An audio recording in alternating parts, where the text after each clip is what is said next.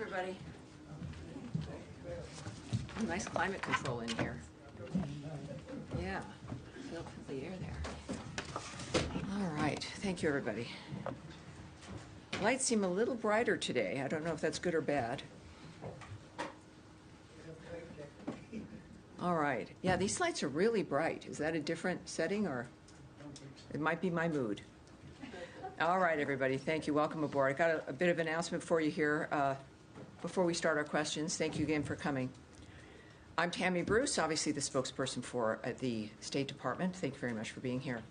As Secretary Rubio said, George Glesman is free. George was wrongfully detained in Afghanistan for 2.5 years. He arrived at Joint Base Andrews earlier today, where he was greeted by his wife and a small welcoming party. Ryan Corbett, who had been held in the same cell as George in Afghanistan, was there with his wife, Anna. After a brief ceremony, George and Alexandra flew to another location in the United States to rest and recover. We are grateful for the government of Qatar's support in bringing George home. The United Arab Emirates also played a role in facilitating the initial discussions. We remain deeply concerned about the well-being of Mahmoud Habibi and other Americans still detained in Afghanistan. The safety and security of Americans abroad remains a highest priority of this State Department, and we are working tirelessly to bring Americans home. In addition, for the first time, the United States is sanctioning a so-called teapot refinery in China for purchasing millions of barrels of oil worth approximately $500 million. We are also sanctioning several additional entities and vessels in Iran's shadow fleet for shipping millions of barrels of Iranian oil to China. Iran's behavior across the globe threatens U.S. national security interests. President Trump has reimposed a maximum pressure campaign designed to end Iran's nuclear threat, curtail its ballistic missile program, and stop it from supporting terrorist groups. The maximum pressure campaign is designed to drive Iran's oil exports, which it uses to fund its destabilizing activities, to zero. This includes oil exports to China. Now, also, we know that President Trump has never forgotten or stopped fighting for justice after Sarah Root was tragically murdered in 2018 by an illegal alien who was driving under the influence and became a fugitive from justice. Today, 9 years after Sarah's passing, the night of her college graduation, her parents will know that their tireless advocacy was not in vain. Justice and accountability under the Trump administration prevailed as the culprit of Sarah's death has been extradited from Honduras to the United States so he can face justice once and for all. I want to express, this is the Secretary's statement, he wants to express his gratitude to the Honduran government for their cooperation in this extradition. So that is a statement that's been on the record from the Secretary of State, Marco Rubio, about this excellent turn of events regarding Sarah and the justice now that her parents and her family will be able to enjoy. And I would like to open it up for questions, thinking you might have some. Yes, sir. Oh, Matt. I wanted to just make sure he was watching and listening, Matt Lee. I was actually going to say that I don't really have anything to big I psychically could tell because the page in front of you, sir, is blank.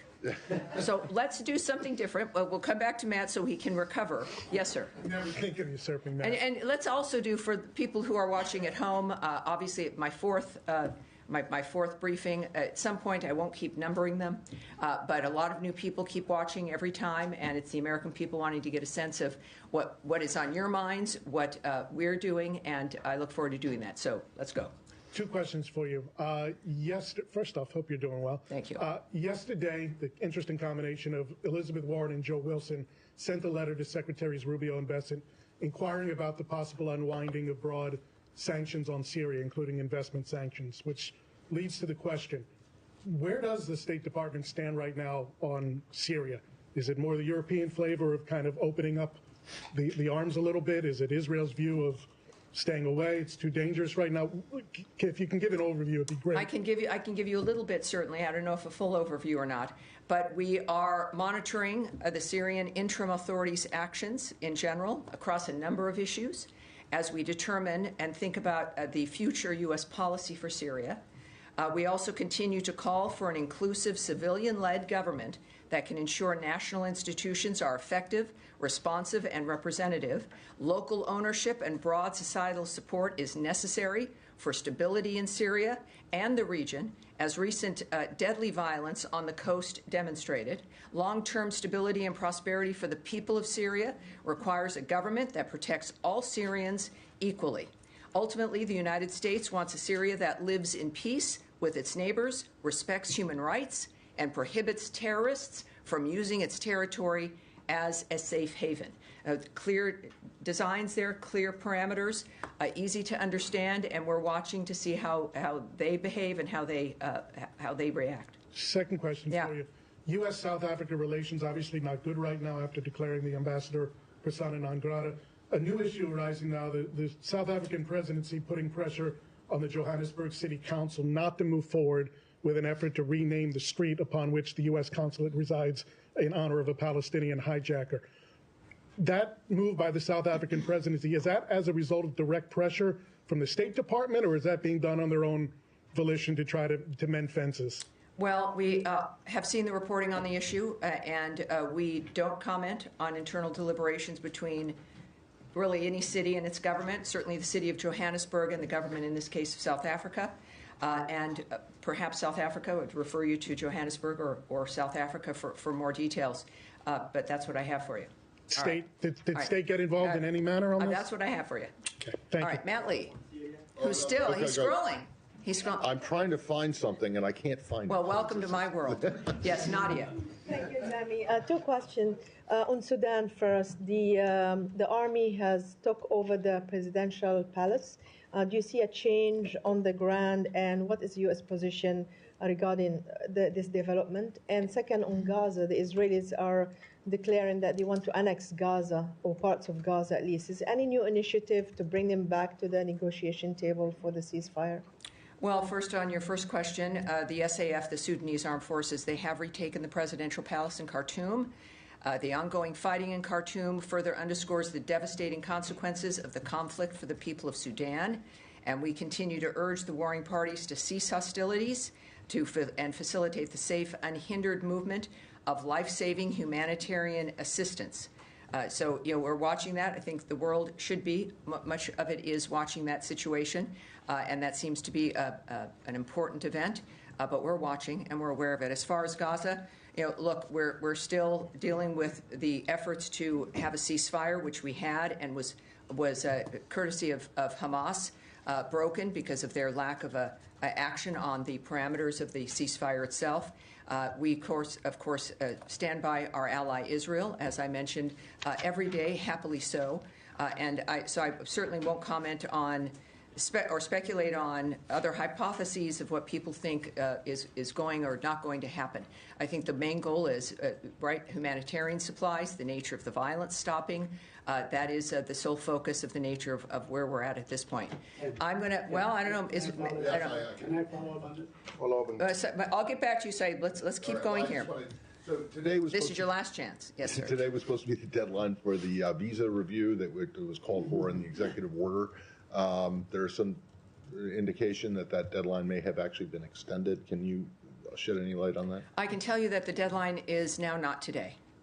Okay. I can't tell you the specifics, but it's don't expect that to be that today is a day that something will have to come out. Of course, what we do know is that what I can say to you is that the Department of State is committed to protecting our nation and its citizens by upholding the highest standards of national security and public safety through our visa process.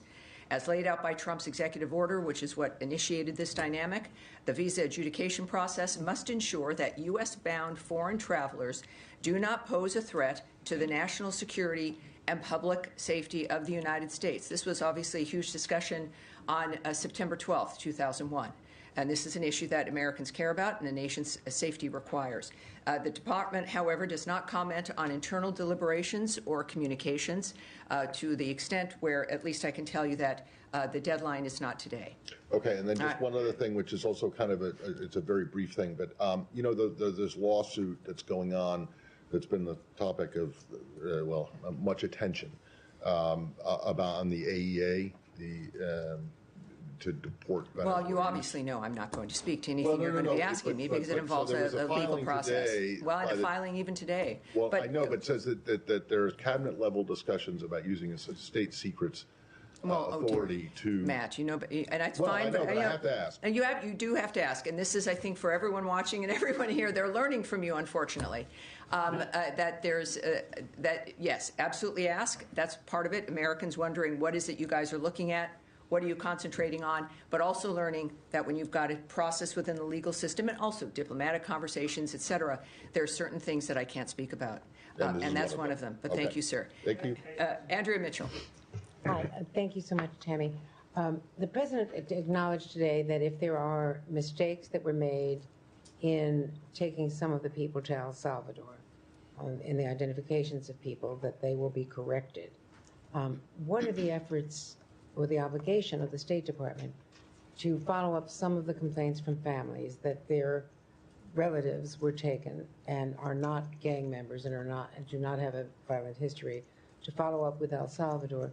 What rights do people have once they are taken to El Salvador and are in that prison under human rights and under State Department procedures when they are taken under the rubric of national security? Well, a few things, of course. I don't speak for the White House or the President. He had some great comments to make earlier today, as you know, as you're referencing, and I think his comments speak for themselves. I also can't speak about the individuals who have been transported or legal mechanisms or diplomatic mechanisms regarding their status. But what I can say is that our relationship with President Bukele is excellent. That this isn't a situation where there's no communication or a relationship that doesn't continue on with El Salvador or the president. And of course, this is an issue that we also continue to focus on. So that I can tell you is if the president mentioned it, I think that sends a signal, if not more so, about his commitment and the nature of what he knows and what he says he's going to do about it. And that's where we're going to leave it. Let me just follow up, because the video certainly that was taken by El Salvador showed some harsh treatment. Mm-hmm. Does the U.S. feel any obligation in terms of human rights or legal authority when people are taken to another country, to a prison, to follow up on what the conditions are in which they're being held? Well, again, that is also DHS. It's not the State Department's purview in that kind of a framework. Even the removing of people from the country is not the State Department's purview. That's a question for the DHS, but it's certainly not something I can even speculate on, or I'm not going to speak on the nature of El Salvador's process and how it handles the nature of the people that they repatriated. They're taken under the authority of the Secretary of State. Well, that was implemented by the Department of Homeland Security. So, yes. All right, now, Jen, yes. Humera from Humera. No, that's okay. This is, in all honesty, and if I was on Broadway, it might be a different situation. It's kind of hard to see. So you'll have to forgive me in the sense of that. Humera, okay. Yes. Thanks, Tammy. Just a few follow-ups to colleagues' questions. And I need to take this out. Nadia asked about Defense Minister Katz's comments about annexation. I just want to make it clear, does the Trump administration support Israel annexing or permanently holding territory in Gaza? And is the administration doing anything specifically to reopen the border for the flow of humanitarian aid? Again, we're in a dynamic where there is diplomatic conversations happening. We're still working to implement ceasefires and dealing with issues and questions regarding what can happen on the ground when there's still hostilities and still conflict. I will not speak to or guess about what the president is going to do, what he's thinking. It's not my place. And the good news is we have a president and a secretary of state, as I've mentioned a few times, that are not shy men, that you will hear from them. And you do, courtesy of social media, courtesy of statements from this department or the White House. So it's certainly not my place. We want to have facts of the matter that I can state to you regarding our positions. And it is, I think, as I've mentioned to many of you, after 25 plus years of being on talk radio and television, where there is guessing or opinion we can't do that. And so I'm clearly very strict in that regard. One more. Yeah, yes, can I yes, have sir. one more on Syria? One more on Syria. Okay, thank you. And thanks for that serious statement. That might actually be the clearest and the first time that administration talked about Syria. So my follow-up is this. Can I mention, though, in the midst of that? Sure. It is because of your questions, the nature of what your interests are, and the importance of what I think we encourage here when it comes to, there's all kinds of countries and cities that are in the news all the time, but things are happening all around the world that affect all of us. And it's that kind of a modern age, and it's exciting to be able to look for those answers and at least provide some insight. So I'm sorry, go ahead. There is a big expectation for any sanctions relief that U.S. could give to Syria. Is this something the administration is thinking about, and what would it take to give sanctions relief to Syria? There the sanctions dynamic has not changed, and there's no plans to change it at this point. But there is, so the existing measures that have always existed remain, and I understand why that's a question. But we have authorized Syria General License 24, which allows for transactions meant to help stabilize Syria. So it is not a blanket block, but the previous measures remain, but there is General License 24, again, that allows for transactions to help facilitate the stabilizing of that nation. All right, yes, sir. This thing on Syria. You speak a little bit on Syria. I was wondering what's the State Department assessment on the new Syrian constitution that was drafted by the interim authority, which the draft was rejected by the minority groups, and they are saying that it has grants likely no rights of these minority groups, like Kurds and Druze. So one thing I can tell you, we are following developments that Ahmed al-Shara signed, signed a so-called constitutional declaration, and note concerns expressed around consolidation of power by al-Shara. We continue to call, as I've mentioned in my first part of my statement, for an inclusive, civilian-led government to ensure national institutions are effective, responsive, legitimate, and representative. And we are continuing to watch the interim authorities' actions to see if they guarantee equal rights and treatment for all Syrians and preserve individual freedoms as outlined in that constitutional declaration. So we continue to watch, and I think that will bear out the nature of what it is we're dealing with. Bottom line, we continue to stand with the people of Syria. And a question on Iran. You spoke about Iran too, and that the policy of this administration is very clear. I'm sorry, I'm not here. Can you start again, please? Yeah, sure. You spoke about Iran, and I think that the policy of this administration towards Iran is pretty much clear. But the Iranian has rejected direct talks with you. But my question is that what other options are on the table when it comes to Iran and make Iran that not pursuing getting a nuclear weapons? Well, certainly sanctions, as we have applied, to say the least. Iran's behavior, as we know, across the globe threatens U.S. national interests, which is why President Trump has reimposed the maximum pressure campaign designated to end Iran's nuclear threat, curtail its ballistic missile program, and stop it from supporting terrorist groups. The president has made clear Iran can never have a nuclear weapon. And that includes, again, the sanctions of nations that are assisting that framework, the sanctions, again, on a company regarding China. And there's a number of things diplomatically that can be done. This administration has been very effective in that regard, considering their position regarding stopping malign behavior while also believing that wars have to end, to say the least. All right. Yes, Saeed, you asked before. Keep going. Thank you, Tammy. Just to follow up on the annexation issue, because it's a big issue. It's been the American position, the steadfast official position, that no to reoccupying Gaza and definitely no to annexation. So do you feel that the U.S. is going to stick to this policy, or there's going to be some change regarding this issue? And then I have a follow-up on the humanitarian situation. Well, and I know you ask, and I appreciate your passion and asking about the humanitarian situation. That's what we all think about. We think about it here at State in a certain fashion, and you do yours. But again, when we think about rumors or suggestions or hypotheses or things talked about in the media is not a basis for my commentary about whether or not something is or is not going to happen. What I've expressed to you what we do know is what is public and what is the policy of this administration, certainly that Secretary Rubio is committed to, which is ending bloodshed. Now, so there's the talk about annexing things, or that is, if anything, for those of you who care about these issues, it is a distraction to move past the nature of what's going on now with one cause, which is Hamas's attitude and actions.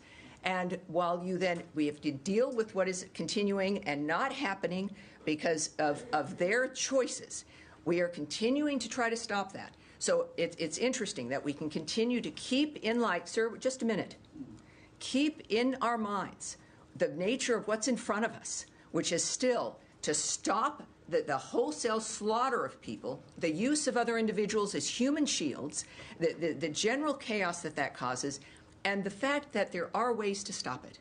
And that's what we're working on now.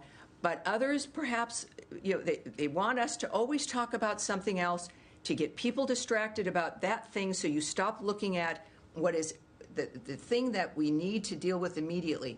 And I look to the Trump administration and to Secretary Rubio as examples of keeping their eyes on the prize and working methodically in this moment to get us to where we need to go. Just right. to follow. Yeah. Yes. Go ahead. We're going to switch topics, so if you want to stay on the region. Well, well, thank you. We'll stay on the region then. Yes, sir. Tammy just mentioned that your goal is to stop the war and to let the humanitarian aid get inside Gaza, and this is, I believe, the goal of everyone else. Mm-hmm. But according to the UN, Israel stopped aid from going through the crossing 20 days now consecutively. This is the longest since October 7, and this happened before the renewed airstrikes now. So there was no military operations in the region that prevent aid from going in. Do you feel that this is a collective punishment for Palestinians in Gaza to force Hamas to give some concessions? And is this acceptable? Well, when you're asking me if I feel something, obviously I'm not going to go into a soliloquy of what I feel. What I can tell you is I also won't speak about a hypothetical or a separate report of what has happened with Israel. You would need to ask the Israeli government about if something occurred that you believe occurred or want clarity on. I don't speak for the Israeli government or for their prime minister. I speak for the U.S. State Department that has an interest in it. But you're asking a question we probably could discuss over dinner. But that's not a question for this podium or for what we are discussing here. What we do know, there are certain things that are facts of the matter, is that Hamas has put Israel and the world and the Gazan people in this position because of the madness, the savagery that they decided would be a good thing to do. I don't know what they thought would occur, but it perhaps is not what has occurred, which is a unity around the world after we saw that atrocity on October 7th. What we also, though, have done for everyone affected as a global issue, certainly first the Gazan people, the Israelis, etc., but as a global unified effort, is to stop the carnage. It's a meat grinder. It's people being used by others who just seem to certainly they're not focused on peace at the end. It is Hamas who needs to be asked certain questions about why this continues, because this has been their choice. There has been elements that have been agreed upon, other steps that the world came together to facilitate that the United States was committed to, and they still abandoned it. Idan Alexander, when we talk about hostages who have been released or killers of Americans who've been extradited, there is an American who is still being held. The bodies of the dead being held. That is what is in front of us. This is what needs to be stopped. And that is what we're committed to. Yes, sir. My question, with the glasses there in the back. Yeah. No, right, the gentleman in front of you, sir. Yeah. So thank you. Daniele Compatangelo for Italian LA7. Yes. A question still about the meeting. If you confirm the meeting with the Israeli and the Americans next week here at the State Department and the White House, and if so, about Iran is going to be. That's from a report on Axios. So can you, if it's true, can you give us some Nice ending phrase there. Yeah, can you give us some insight of what we're going to see? No, or what? if this is at the White House, as you suggest, well, I can't tell you what's going to happen at the White House, and I won't be confirming any meetings in this regard. All right. Now you're ready, right? Let's do it. Thank you, Tammy. You got questions about this on Monday. It will have been almost a week since there was the announcement about termination of funds to US AGM broadcasters such as Voice of America and other grantees. As a senator, Secretary Rubio was supportive of the U.S. grantee broadcaster Radio Free Asia. He protected it from cutbacks in the past. Does he want to revive the funding for Radio Free Asia, which broadcasts into countries like China, Cambodia, and Vietnam? And is he aware that due to the funding termination, a number of the journalists who work for Radio Free Asia are potentially could face deportation back to countries like China and Vietnam, where they may face imprisonment as a consequence of the reporting work that they've done for the US government by working for this outlet? And the same goes for Voice of America journalists, who also risk deportation back to countries such as Russia, Myanmar, Belarus, China, and Vietnam.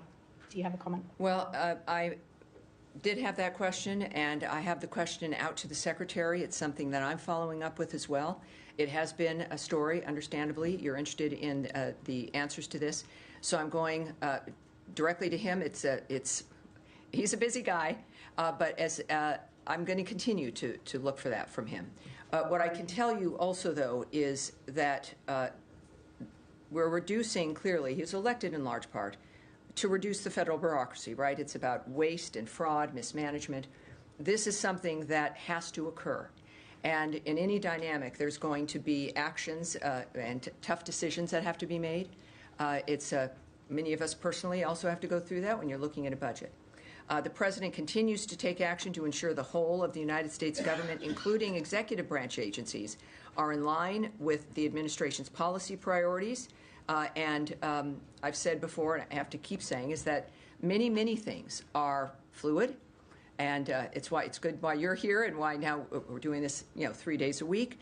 But also when we address the issue, as I asked about the issue of visas, there are people who are reporting certain things, and like in any situation, if you're in the United States and you have to leave, you can also apply for asylum. If you are in a situation where you believe you're returning to your home country, puts you at significant risk. We have clearly procedures where you can apply for asylum, and that is certainly if someone is coming from that workplace or some other situation, that's something that people can do.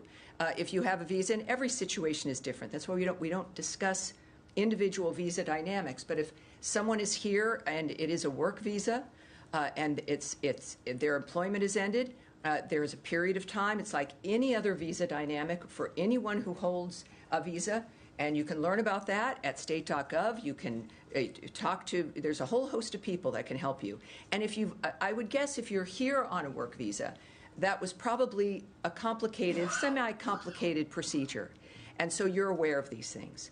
And so this is what is obvious for anyone in this kind of a situation, especially for those worried about the nature of reporting or a dynamic where they're concerned about returning. There are options like that, and that, again, is a very basic situation for everyone in that kind of a situation. Yes, sir. Thank you, Tammy. We'll follow up on Iran very quickly, then I'll move to Ukraine, if you please indulge me. Sure. You started highlighting some of the tools in your toolkit on Iran sanctions. I want to ask you about a particular sanction law. There's a law of the land, which is called the Mahsa Act, which requires the administration to target Iranian leadership for their gross human rights violations. Is this administration willing to implement the Mahsa Act? Is this administration what? Willing to implement the act. Well, I'm not. That would take me knowing what their thoughts are or discussing what diplomatic considerations are, issues that I'm certainly not going to speculate on. That's a hypothetical for the most part, and I can't do that. Thank you. Yes, I'm moving to Ukraine, if I may. Very quickly, Tammy, on Ukraine. I was hoping you could fill us in on the delegation is headed to Saudi Arabia. I know one of them is... Wait, you're going to have to, so maybe his mic can come up. Start again. Yeah, sure. Maybe a little bit more slowly, too. Absolutely. I was hoping you could fill us in on the delegation is headed to Saudi Arabia to discuss Ukraine. Michael Anton from this building is a part of the team. Anyone else you could mention, please? And also any reaction to overnight assault on Ukraine? From I'm not going to speak about the particular individuals on the teams. All right? It is senior officials. It's not principals. But that's what we have. I think it's inappropriate to discuss, certainly, personnel, let alone senior officials who might be on a negotiation team.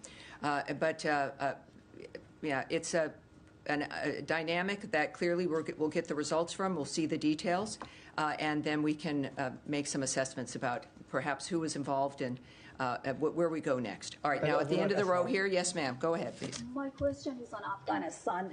After 4 years, for first time, American delegate traveled to Kabul yesterday and discussed with the Taliban senior leader. My question is, does it mean the new diplomatic approach from United States towards Taliban? And can you clarify, aside that releasing American hostage, what other topics were discussed in this meeting with Taliban? Well, I wasn't at the meeting with the Taliban. Even if I was, I wouldn't give you any details. If there was, certainly these are diplomatic considerations, and we have what the main end result, which I think is the North Star of this framework, is that an American is home. So that's what we have to care about. In the meantime, I think that there's a general series of issues that we're dealing with, but keep encouraging you to think about the nature of the subjects that are in front of us, that we're working on, that are steps in longer processes to not just keep Americans safe and get Americans home, but to change the condition of the world that's in front of us.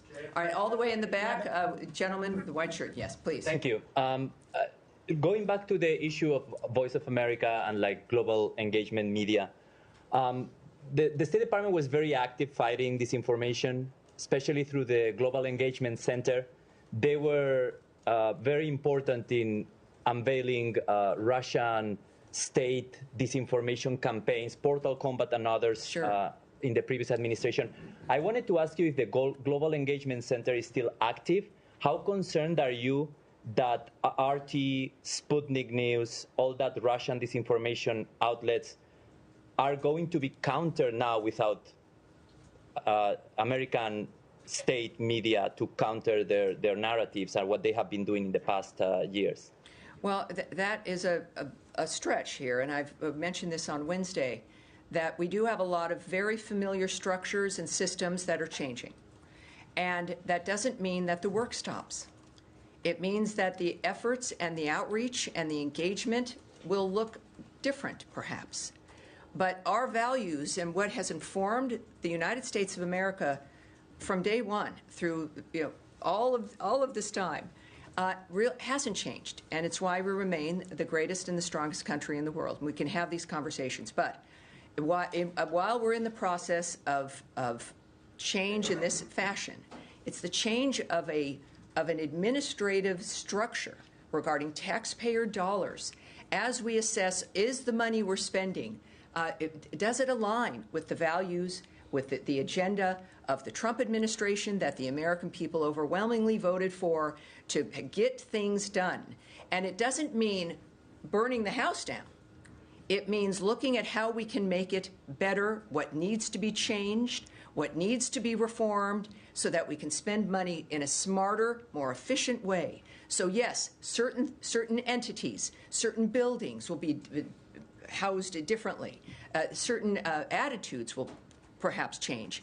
But the goals and the attitude and the values of the United States not only haven't changed, they've been highlighted by the election of Donald Trump, a man who has brought back the notion of the idea that any American should be forgotten, that there should be no forgotten man or woman, that we have a responsibility to the world, but not in participating and facilitating wars, in doing things new and in a different way, and that includes within the structure of this government and how we apply our values. So I would argue that this is not it's not a retreat. Quite the opposite. This is a preparation to continue the work in a smarter, stronger way. All right, sorry, we'll take one more question. Yes, Alex. If I could just follow up on my colleagues' questions, could you take us through the choreography of this weekend at these technical talks? Is it over multiple days? How are they dividing up the two different countries? And then I'll have a follow-up on the Taliban question as well. Yes, this is held very close. This is all very serious, and so I'm not going to answer the details of how it's unfolding. When this is complete, I will pursue the nature of getting some answers and the specifics for that for you. And I do believe one thing I can say is, like with everything with President Trump and Secretary Rubio, things happen quickly. So I would suspect that we will have answers on this very soon. Thank you. And then in terms of just the Taliban, and that was an unusual meeting. It wasn't just Adam Bowler who's in charge of getting hostages out, but he was joined by Zalmay Khalilzad. Does he have a formal role within the Trump administration? And Palestinian-American billionaire Bashar al-Masri was also there. Can you clarify both their roles? Yes. There is no one with an official government role, the gentleman you mentioned. This was certainly not a negotiation. There was no swap made. There was no thing given to accomplish this. As a matter of fact, other hostages from Afghanistan were released on the day of Trump's inauguration, so a little bit afternoon on the 20th. So I think this is, in addition to terrific envoys who know how to handle this situation, it is also the impact of a strong America led by a man who is known to do what he needs to do to accomplish his mission. And that is, I think, often an unusual situation. So I hope that answers your question. Why were they there if they don't have official roles? Well, I can't speculate on that. That's something, though, at some point. But I certainly am not in a position to speculate about why they were. Yes, ma'am. The white jacket, and then that's going to be it for today. Sure. After the Istanbul Mayor İmamoğlu's arrest this week, there are indications that Turkish government is now canceling the main opposition party's latest party convention and will appoint a trustee for the main opposition. What is the U.S. government's reaction to this? Because there are opinion reports mentioning that this operation came right after President Trump and Erdogan's phone call. Is this still internal legal process matter in your view? What's your outlet again, by the way? Oh, great. Welcome aboard. Well, I can tell you a few things. First, we're following the events in Turkey, as you might imagine, including the reported detention of the Istanbul mayor and a large number of municipal employees, journalists, and other individuals. We would refer you to the government of Turkey for comments on internal judicial matters. And, of course, it is worth reiterating that it's important that Turkey protect the freedoms and human rights of all of its citizens, consistent with the country's constitution and in line with our shared values and democratic traditions. That was for corruption charges, mayor facing, of course, but how about appointing a trustee for the main opposition? Do you have anything on that? Well, if that is going to come up, it's not, again, my place to discuss it or to surmise or to hypothesize either. I think that's going to be it for today. All right, everybody, we will be back on Monday. We will have our briefing on Monday and Friday next week. All right. Thank you, everybody. Thanks for being here. It's a beautiful day out there. Enjoy it.